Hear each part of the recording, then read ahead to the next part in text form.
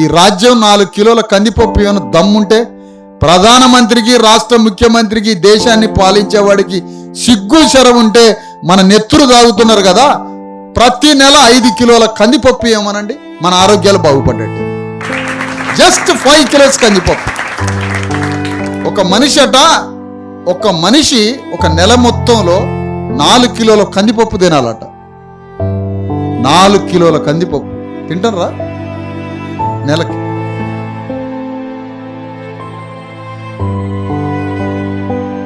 ఏందండి తెల్ల బువ్వ ఇంత.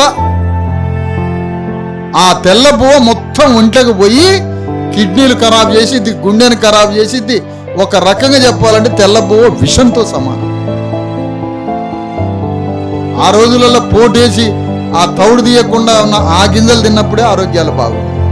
ఇప్పుడు మొత్తం జబ్బులు మొత్తం దాంతో. 5 కిలోల కందిపప్పు. ఒక చిన్న పాప, ఆ కుర్చీలో కూర్చున్న పాప 30 కిలోలు ఉంటే ఆ పాపకి 60 గ్రాముల ప్రోటీన్ కావాలి. 30 కిలోల అమ్మాయి, చిన్న పిల్లలు 30 కిలోలు ఉంటే 60 గ్రాముల ప్రోటీన్ కావాలి. ఒక కోడిగుడ్డులో 6 గ్రాముల ప్రోటీన్ ఉంటుంది. 6 కోడిగుడ్లో 10 కోడిగుడ్లు కావాలి ఆ పాప. ఈ రాజ్యం ఒక్క గుడ్డు పెట్టమని రోజు, ఒక్క గుడ్డు చూసినరా? ఈ రాజ్యం నీ నెత్తురు దోచుకుంది. ఈ రాజ్యం ఒక ఆడమనిషి ఒంట్లో 16% నెత్తురు ఉండాలి. వీళ్ళ నెత్తురు పరీక్షలు ఇక్కడ రేపు వేదిక మించినే చేస్తారు. పరీక్షలు వేదిక మించిన నెత్తురు పరీక్షలు చేయబోతాను రేపు. 16% ఉండాల్సిన నెత్తురు 6% ఉంది ఆమె ఒంట్లో. మిగతా 10% నెత్తురు ఎవడు దొబ్బకపోయిండు?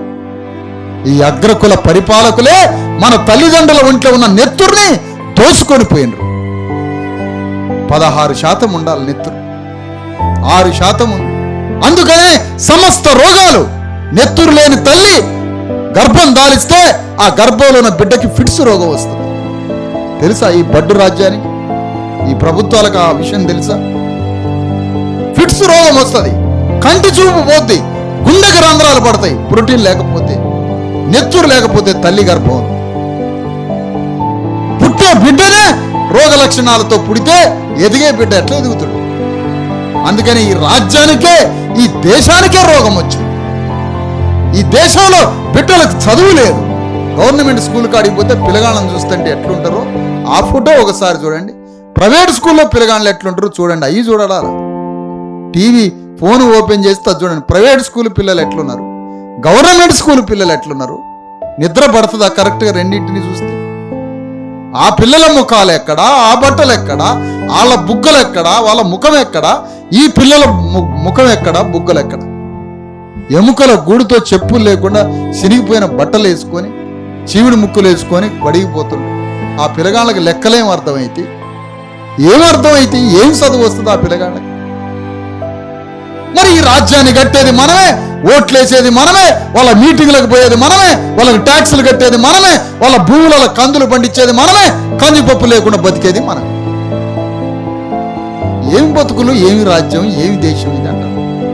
అందుకనే అంబేద్కర్ ఏమన్నాడంటే, ఎస్సీ ఎస్టీ బీసీలు 100కి 90 మంది మనమే ఉన్నాం కాబట్టి మీ చేతికి ఓటు హక్కిస్తున్నా, మన ఓట్లు మనం వేసుకుంటే మనం రాజ్యానికి వస్తాం, వాళ్ళు నీళ్లు లేని చేపల్లాగా చచ్చిపోతారని చెప్పిండు దెబ్బకు ఒక మాట.